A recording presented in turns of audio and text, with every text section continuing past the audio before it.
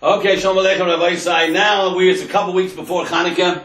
It's about 20 days for Chanuka, 3 weeks. Let's go and have 3 sessions, this one and 2 more, about the 36 questions and answers of Chanuka. And you know this, you can print this for yourself, right on Torah anytime, right on the header, under my picture. You'll see the 36 questions and answers on Chanuka. You just print it. There's about 3 pages of questions. 2 pages of questions and 3 pages of answers. We'll go through those 36 questions, and we're going to find out how Chanuka ones came out on Purim. Before I start, I want to tell you that Torah Anytime has this $100,000 raffle. $100,000 raffle. January 18th is the deadline. For $100, you can win $100,000. The 1 ticket is $100. 2 tickets is $180, you save $20. 3 tickets is $250, you save $50. And 7 tickets is $500, you save $200. So 100 or 180 or 250 or 500. 1 ticket, 2 tickets, 3 tickets, or 7 tickets. You can buy 4 tickets, whatever you want. But it's $100,000 raffle. Last year, someone in my town next door won. Young girl, 18 years old, won $100,000. And they have this brochure that comes along with it. As you know, if you ever seen it on Torah Anytime, my picture's on the front here, some of the speakers on Torah Anytime, and some information of what Torah Anytime does. It has over 300 Magidei Shir like me, 12,000 Shiurim, almost 1 million hours of Torah, in many, many languages, by the way, many, many languages.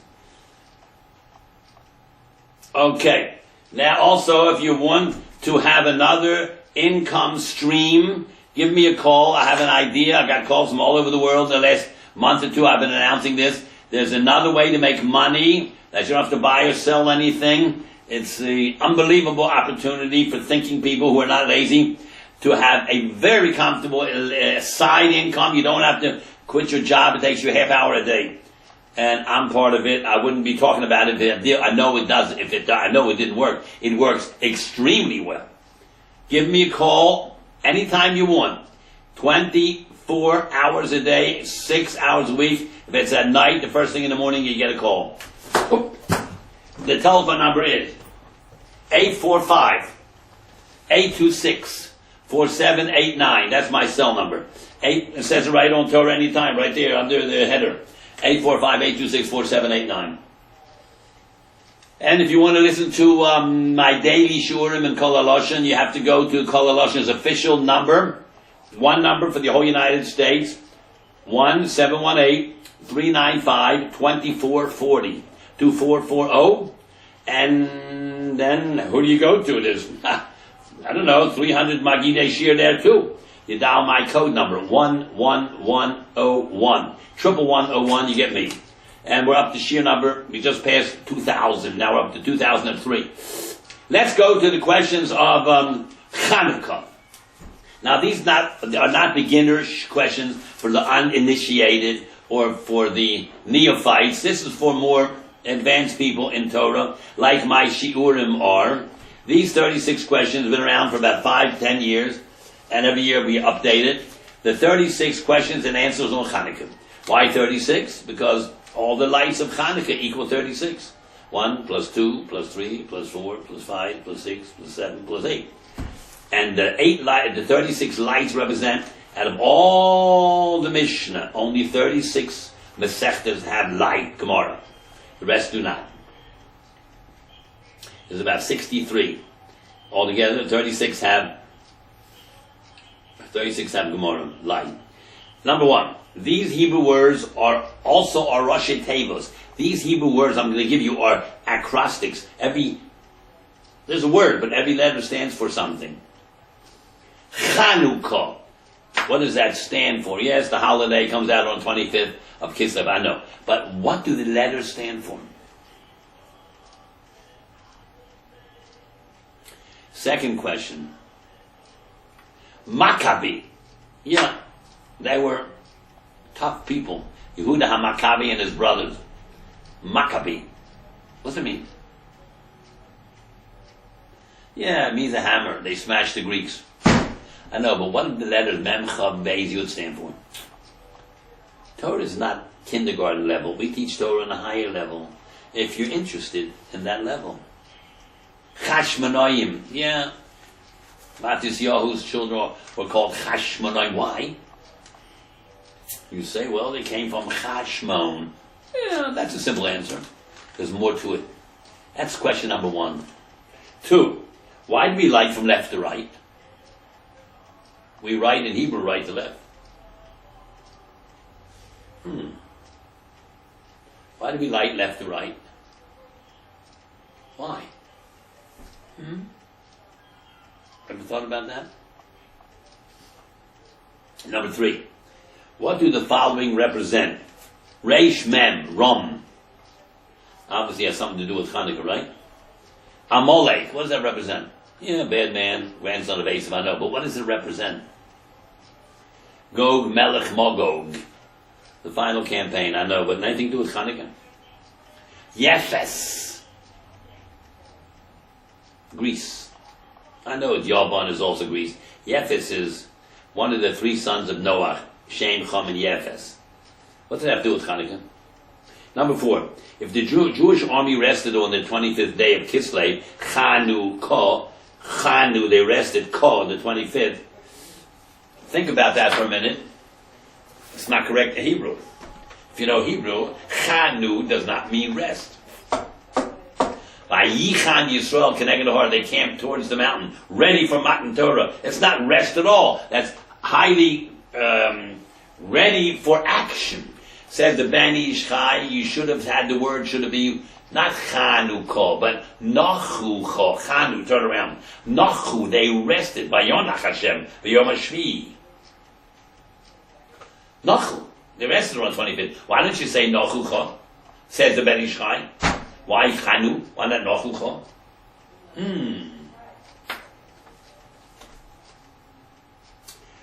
Number 5. What are the 9 hints of Chanuka in the Torah? 4 are in the parasha of Miketz, because Miketz always comes out on Chanuka. So there may be some smart people are listening and say, no, I remember it wasn't on Miketz. Yeah, I know, about 5 times in a century. But you know what? That time when it's not on Miketz, the parasha, the week of Miketz ends, and 1 second later, Motzi Shabbos is Chanuka. Or Chanuka ends, and the next minute it's Parshas Miketz. So it's never more than a second apart. But most of the time it comes out on the week of Miketz. And why Miketz? Because Pharaoh had a Chanuka dream. The weak swallows the mighty. And that's what Chanuka is. It says that in Nisim, the weak destroyed the many. So what are the 9 remuzim of Chanuka in the Torah? 4 are from Miketz, and 5 are the rest of the Torah. For your information, Chanuka occurred about 1172 years ago. 1170 years after Matan Torah. Matan Torah was in, you know when? It was the same year they got out of Mitzrayim, 2448. You have to know certain dates. Avram was born in, well, start with Noah. Noah, the flood was, the Mabul was 1656. When he was 600 years old, therefore Noah was born in 1056. And the Mabul was 1656. And Avram was born in 1948. And certain dates you have to know. They got out of Mitzrayim in 2448, and they entered Eretz Yisrael 40 years later, 2488. So Matan Torah was 7 weeks after they got out of Mitzrayim. So Matan Torah is 2448. So subtract 2448 from 5772, and you get to about 1173 or something. Next question, 6. What is the only minhag, custom, in all of Shulchan Aruch, all, no exceptions, where the Ashkenazim do not follow the Ramah or Tosfos, but they follow Rambam. And the Sfardim do not follow Rambam, they follow Tosfos. 1 exception. Where is that? What is that? Obviously something to do with Chanuka, right? Number 7. Is there any significance to the use of a dreidel on Chanuka and a grager on Purim? Any deeper significance, or just childish Nothing in Yiddishkeit is childish. Everything to the intelligent person is tremendously deep. When I tell you these answers, you'll be surprised. Nothing is superficial. Nothing. No custom, nothing. Number 8. 3 famous Chanuka women. What did they do? Yehudis, Miriam Bas Bilga, and Chana. Number 9. Why are women obligated in lighting of the Chanuka menorah? If there's no husband or no father, the women have to do it. Isn't it a time-sensitive mitzvah for which women are patur? Mitzvah shazman gromo, they're patur hakam dechayiv. If your husband's not there, you got to light Chanuka menorah. If you're not married, you live alone, you got to light Chanuka menorah. If you're divorced or whatever, you got to light Chanuka menorah. What do you mean? Why should they? It's a mitzvah shazman gromo. Tefillin is only during the week, therefore they can't wear it. Other reasons too. So you can ask, well, wait a minute. Shabbos is only once a week. Why do you have to keep Shabbos?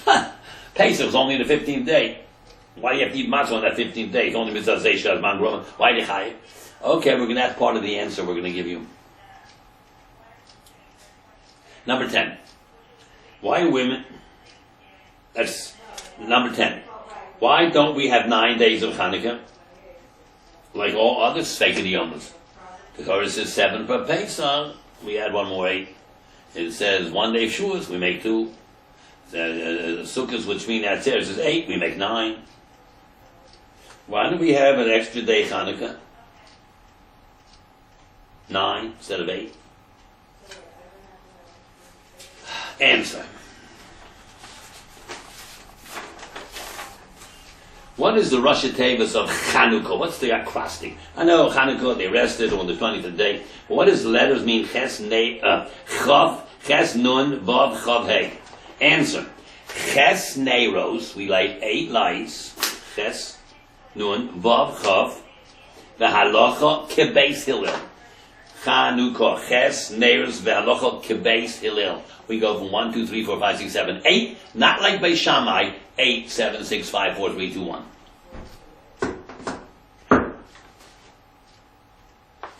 What means Maccabi?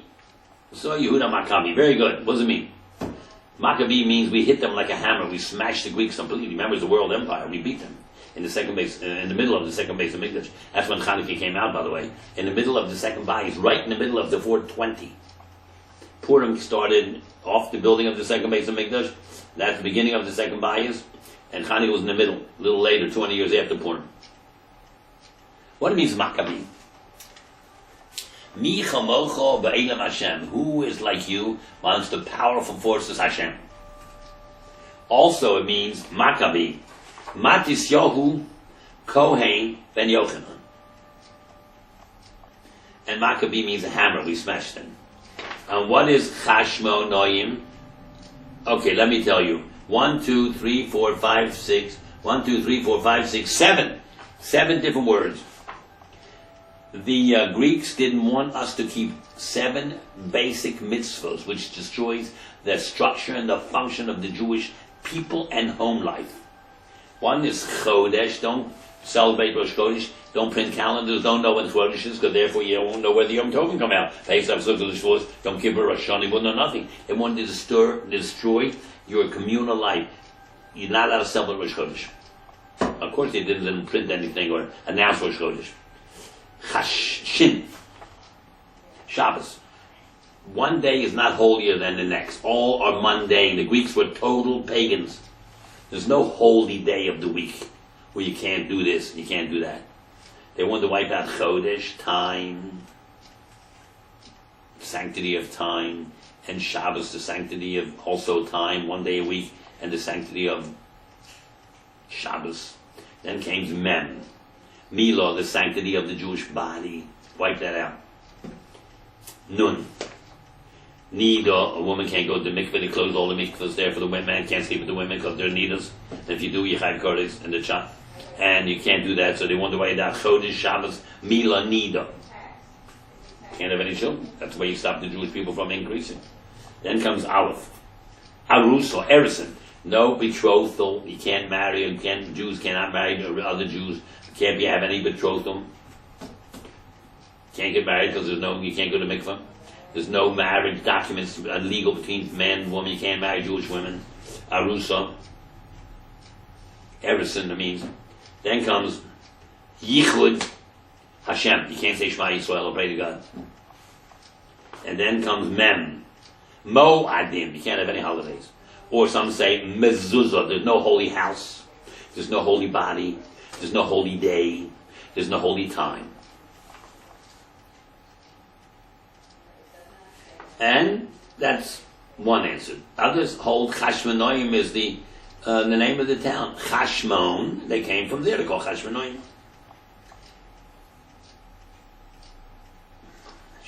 Some say the Ches, if you take away a little ink, it becomes a Hey. Now you read the word Hashimonim.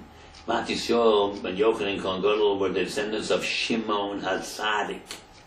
They were the Shimonim, Hashimonim. Matisol, Ben Yochanan and Kohen Gadol, his father was the Shimon HaTzadik, who Alexander the Great bowed down to. It says in Pirkei Avos, Shimon HaTzadik Hoy Mishiore, the leftover of Anshe Knesset Hagdolah, the 120 people of the big, not the Knesset, the Anshe Knesset Hagdolah, those holy people. Mordechai was part of that. That stretched over a long time, the Anshe Knesset Hagdolah. Now we get to the second question. Why do we lie from left to right? For all things of Kedusha, we start on the right and we start on the left and go to the right. For all things of Kedusha, we start on the left and go to the right. Then circle or go to the left. Right? Left, right. When you come to the end, you got to go around counterclockwise, right? Like Hakafas. Hakafas are always counterclockwise. If you ever go to a chasna, all dances are counterclockwise. The kala walks around the chassan counterclockwise. The writing of the Hebrew language, what you say is right to left. And what do you do when you get here? Come back and start over the next line below, counterclockwise. You write this way, but you have to start again over here.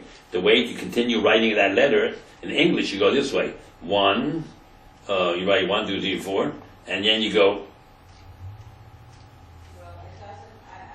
clockwise. In Hebrew, you go counterclockwise. You end there, Aleph Beis Gimel Daled, you come back over here, Hey Vav Zayin Ches, you go this way, counterclockwise. In English, you go clockwise.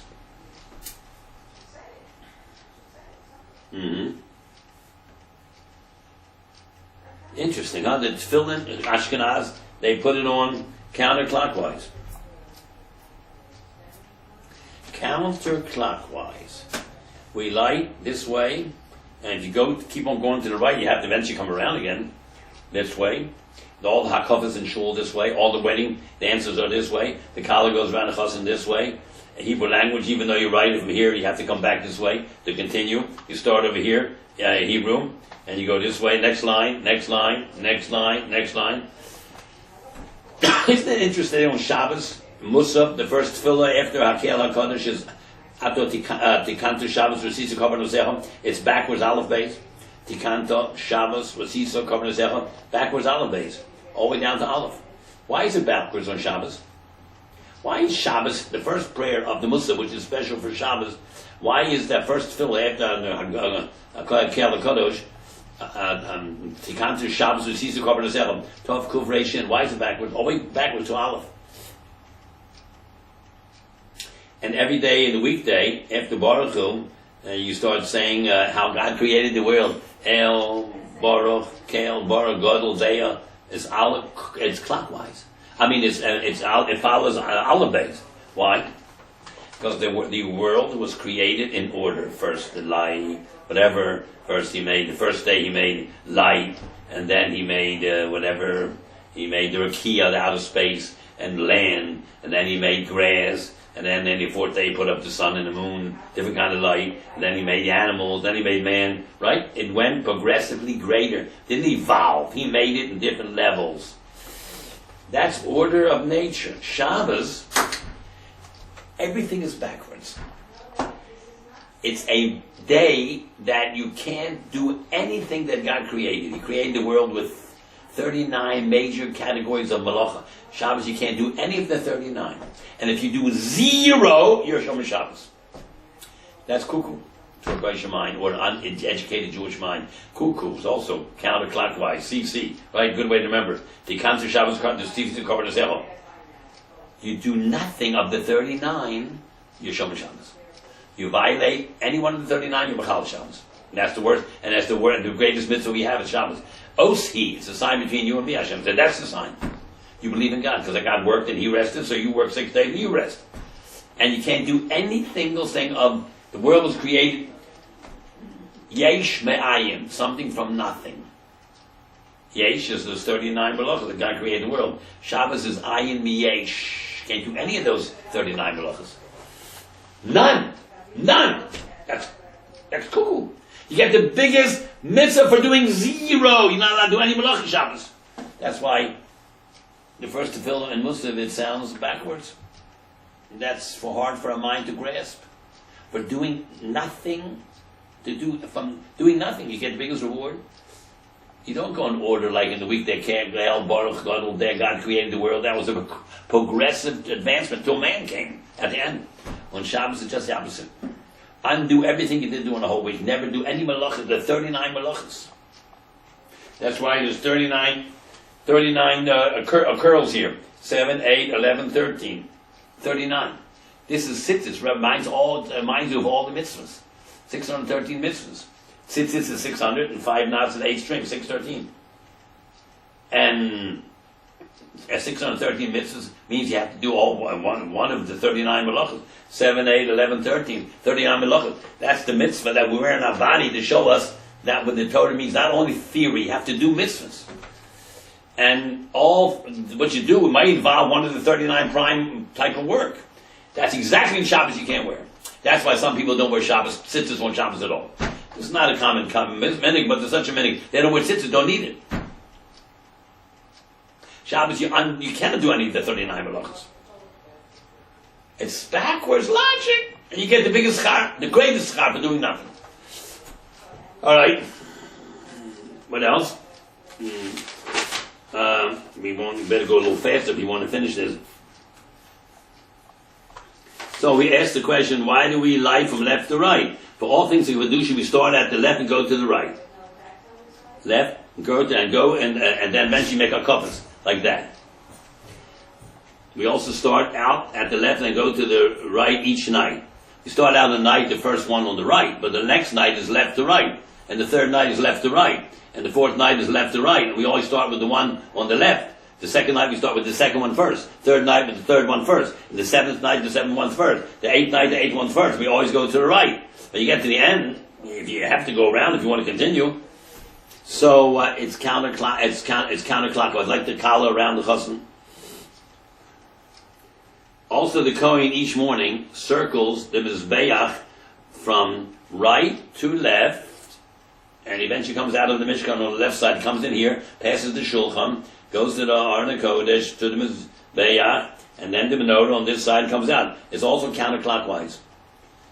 Goes to the right and comes out left. We go on the menorah too. We go left to right. He goes to the right, starts here, comes out on the left. Every morning, Kohen Gadol have to work. We say it before davening. He starts out the southeastern part and he ends up in over here the south and northeast. You start at southeast and get to northeast. Counterclockwise.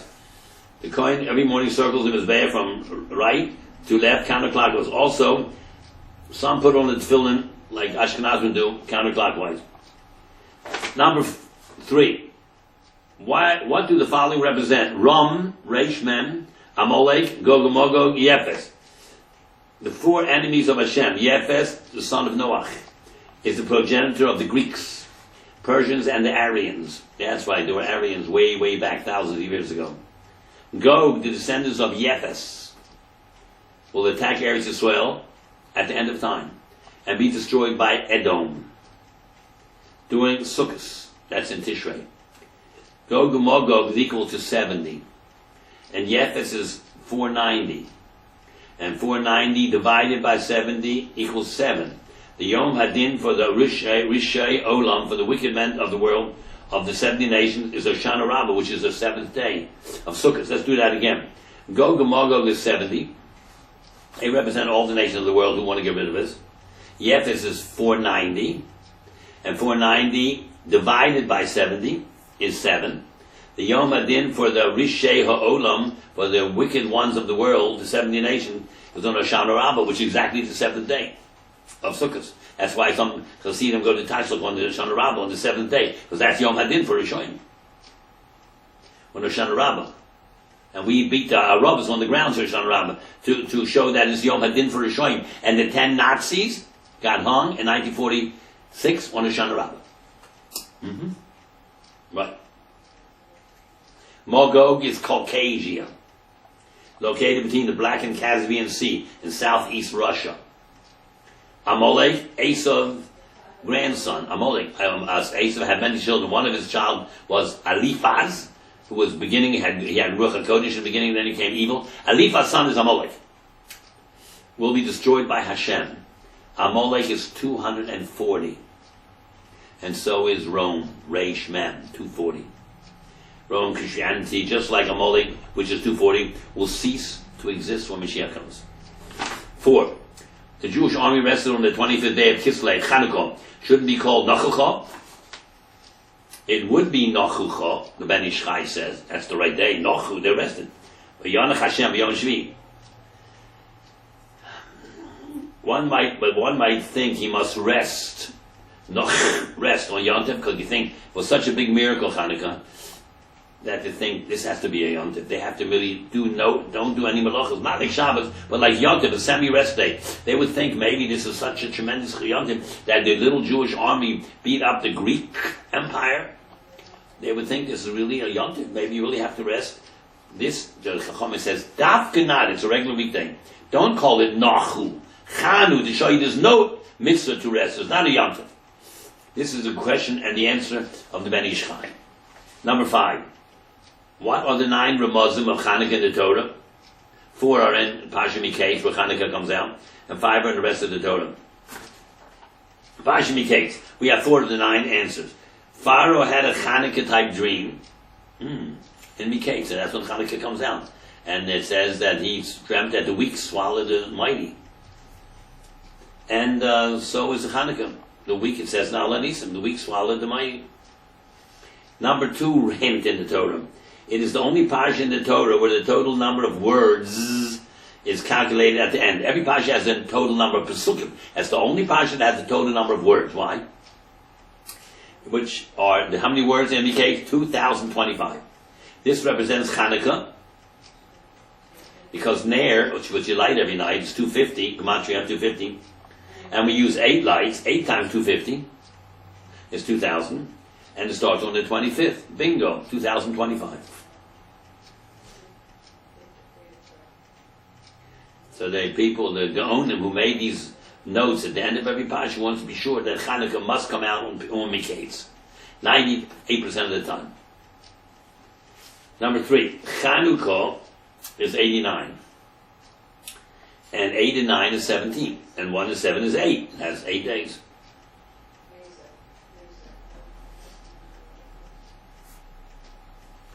The Yomer Yehuda, it says in Bereshis Mem Gimel, a little later, a few weeks from now, Chanukah time, the Yomer Yehuda says, V'neilcha, v'nichya, let us go. He says to the father, we stay here, we'll die of hunger. Let's go to Mitzrayim, buy food, and then we'll live. I'll bring back food. Otherwise, we're going to die. V'neilcha, v'nichya. The middle letters is Chanukah. Look at it. The Mispah Cotton hints to the 8 days.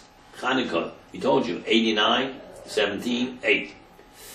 The 8 days of Chanukah found in this Seder, which is read on Chanukah. This Parsha Miketz is read on Chanukah. Oh, there's so much more. You have to get this thing and read it. This is a long piece. Let's go to question number 6. What's the only custom, minhag, in all Shulchan Aruch with Ashkenazim do not follow Ramah and Tosfos, they follow Rambam. And the Sfardim don't follow Rambam, they follow Tosfos, which is an Ashkenazi. Answer, the Chanukah custom of who in the household lights, and how many you light each night, See Shulchan Aruch number 671. Ber Heite Minig Ashkenaz, which is the Rambam's minig, that everybody lights every night an increasing amount of lights. Most of the Holech. While for the original minig Sfard, which is Sfardim do, only the father lights if you're real Sfardi. And okay. And one more, number 7. Is there any significance to the use of a dreidel for Chanukah and the Grager for Purim? Yes, the dreidel spun from above, and the Grager shook from the bottom. This means that on Chanukah there was a miraculous salvation from heaven. Jews didn't do tshuva, but God saved them from heaven. And on Purim the Jews did tshuva, and the motivation was from below. That's why you shake the Grager from the bottom. We do not hear of tshuva on Chanukah. Therefore, you spin it from the top to let you know the hisorus, the awakening came from God. And on Esther and Mordechai, the people did tshuva. They fasted 3 days. So the shake, the hisorus, the excitement, the motivation was below. And the last thing, therefore, the Chashmonaim dynasty, after 200 years, was met with a horrible end because people didn't do tshuva. They were big tzaddikim, but then the Chashmonaim turned into the worst Rishoyim in the world. We can't go any further because time is a factor here. We stopped in number 7. Maybe we'll continue with number 8 next time. And everybody stay well. Get this on Torah Anytime. Print it. It's right on the front of under my header. You have all the questions, the answer right there. Have a good week. On my side, where we just ran out of time. We have to go.